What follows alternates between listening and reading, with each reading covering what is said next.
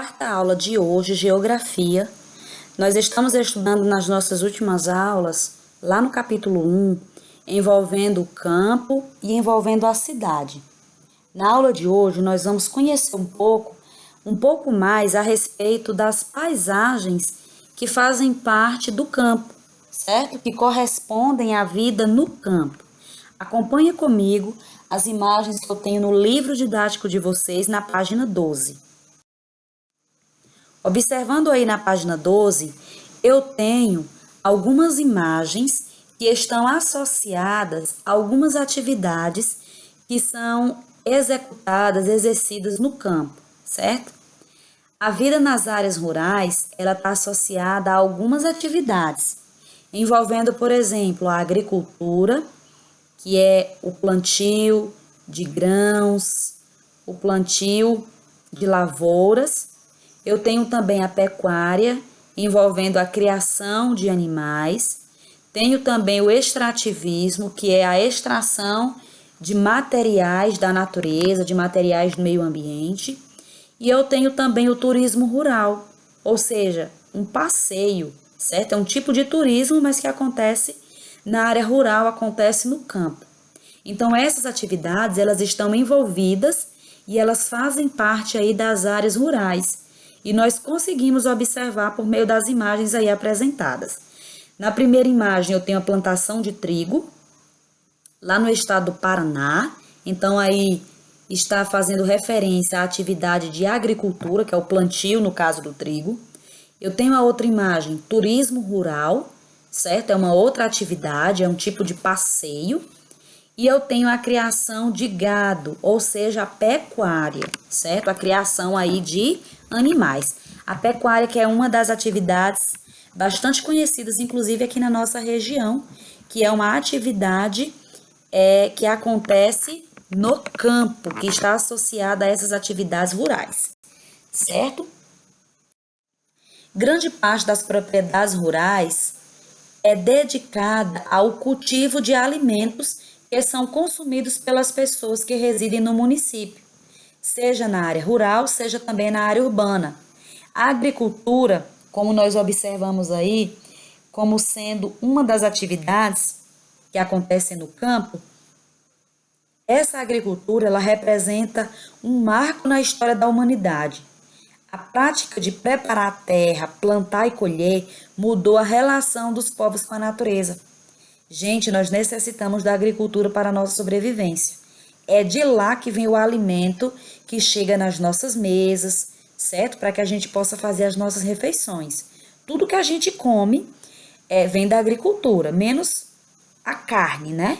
Só que nós sabemos que a carne, esses animais, eles vão precisar também do ambiente, do que for plantado ali para poder sobreviver. Então, há também uma necessidade da agricultura. O ato de plantar, né, de colher, isso faz parte da nossa história enquanto indivíduos há muito tempo. E aí na página 12 eu tenho uma curiosidade. Olha só, nós precisamos evitar o desperdício de alimentos. Sabe por quê? Porque é um gesto de respeito com o ambiente e com as pessoas que enfrentam o problema da fome em todo o mundo. Você sabia que existem muitos países no mundo em que existem muitas pessoas que passam fome todos os dias, pessoas que vão dormir com a barriga vazia? Inclusive aqui no nosso próprio país, há muitas pessoas nessas condições, certo? Então, antes de você dizer para a mamãe ou para o papai que não gosta do alimento, olhe para o prato que você tem na sua mesa e agradeça a Deus por essa comida, por essa refeição.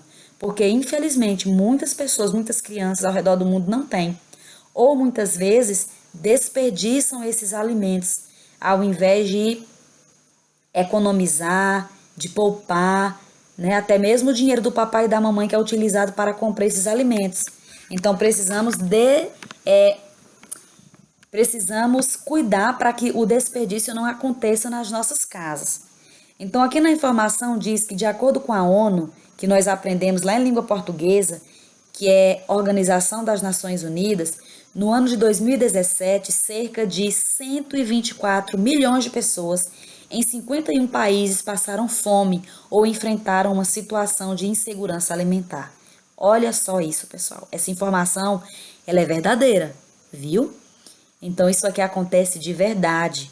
Por isso, nós precisamos evitar o desperdício, porque, infelizmente, essa quantidade de pessoas ou mais passam dificuldades e chegam, inclusive, a passar fome ao redor do mundo todo. Com o desenvolvimento da agricultura, dessa atividade que é tão importante no campo, muitos povos deixaram de ser nômades. Sabe o que é nômades? Nômades são pessoas que não têm habitação fixa. Eles não vivem em um único lugar. Ou eles vivem constantemente mudando de lugar em busca de condições de sobrevivência, né? Em busca de condições melhores no ambiente para que eles possam sobreviver. Então, muitos povos eles deixaram de ser nômades e eles iniciaram o processo de ocupação permanente nos seus espaços de vivência, pois tendo o domínio do cultivo de alimentos, não precisavam mais se deslocar quando ocorria a escassez de recursos no lugar onde estavam. Isso porque os nômades, eles habitavam em uma determinada região, porque ali naquela região haviam recursos disponíveis no meio ambiente, haviam alimentos disponíveis para que eles pudessem se alimentar. Porém, quando aquele alimento acabava, eles precisavam agora se deslocar para um outro ambiente, para que assim eles pudessem continuar sua sobrevivência. Por isso eram nômades, eles não tinham um local fixo, uma moradia fixa. Mas com a prática e o desenvolvimento da agricultura, essas pessoas deixaram de ser nômades. Por quê? Porque agora elas começaram a aprender a preparar a terra, a plantar a semente, para que ali elas pudessem agora cultivar os alimentos que elas precisavam para elas comer, certo? Então aí na página 13, eu tenho mais uma outra curiosidade. Os egípcios, eles foram um dos primeiros povos que passaram a produzir alimentos. Além de terem morado em terras férteis, às margens dos rios, por exemplo, do rio Nilo, como a gente viu lá em História, o que favorecia o plantio, eles também criavam e aplicavam técnicas muito importantes para o desenvolvimento da agricultura. E nós observamos essas técnicas por meio dos registros históricos, os quais eles deixaram por meio da pintura. Aí a gente observa já o uso de animais, algumas ferramentas que eles começaram a criar, algumas técnicas para poder facilitar o seu trabalho, para que assim eles pudessem desenvolver a agricultura e eles conseguissem ali de uma maneira mais fácil preparar a terra, plantar e depois colher esse alimento para que eles pudessem comer. Então, com isso nós percebemos que a agricultura ela faz parte da vida humana há muitos e muito tempo, certo? Atualmente, muitas máquinas foram criadas para o desenvolvimento da agricultura. Por exemplo, nós temos aqui apresentado na imagem a semeadeira. Essa máquina, ela introduz sementes no solo, as sementes das plantas. Então, hoje em dia, nós temos o uso de muitas máquinas agrícolas que utilizam e facilitam a vida humana, o trabalho humano dentro da agricultura, certo? Máquinas, o trator, né? Várias outras máquinas que eu tenho certeza que você também já viu, certo? Essas máquinas elas servem para facilitar. Agora nós iremos falar um pouco acerca das pessoas que habitam as áreas rurais, certo? As áreas rurais elas são povoadas por diversas comunidades tradicionais. Essas comunidades elas definem a identidade e a pluralidade do povo brasileiro. Por exemplo, nós temos aí como comunidade tradicional, nós temos os indígenas, os índios, os ribeirinhos, os caiçaras, caboclos, sertanejos, caipiras, entre tantas outras culturas. Cada comunidade tradicional dessa, ela vai trazer consigo a sua cultura, certo? Os seus costumes, que faz parte de cada povo, certo? Consequentemente, os costumes também envolvendo a própria agricultura também e envolvendo outras atividades rurais. Então, aí na página 14 do seu livro didático, você observa essas duas imagens, onde eu tenho aí na primeira apresentando crianças indígenas, certo? Elas estão ali na aldeia, ou seja, essas crianças, elas fazem parte de uma comunidade tradicional, que é os indígenas. E na outra imagem, nós vemos aí os ribeirinhos. São essas pessoas que moram à margem de rios. Inclusive, no nosso país, nós temos muitas comunidades ribeirinhas, certo? Então, essas comunidades tradicionais, elas também fazem parte da área rural, do campo. Os povos e as comunidades tradicionais, eles são grupos culturalmente diferentes, né? Culturalmente diferenciados, e eles têm condições sociais, culturais e econômicas próprias e mantêm relações específicas com o território e com o ambiente no qual eles estão inseridos, certo? Por exemplo, nós temos aqui na página 14 mais uma curiosidade a respeito de um fruto que inclusive é conhecido por nós aqui na nossa região, que é o pequi. A árvore do pequi representa uma importante espécie da flora brasileira e garante o equilíbrio ambiental, dando sustento à biodiversidade local. Já para as comunidades tradicionais e trabalhadores rurais, o pequi é fonte de alimento, cultura, tradição e renda para subsistência familiar. Isso porque o pequi, além de ser um alimento para alimentar a família, as pessoas, ele também faz parte da cultura, faz parte da tradição também.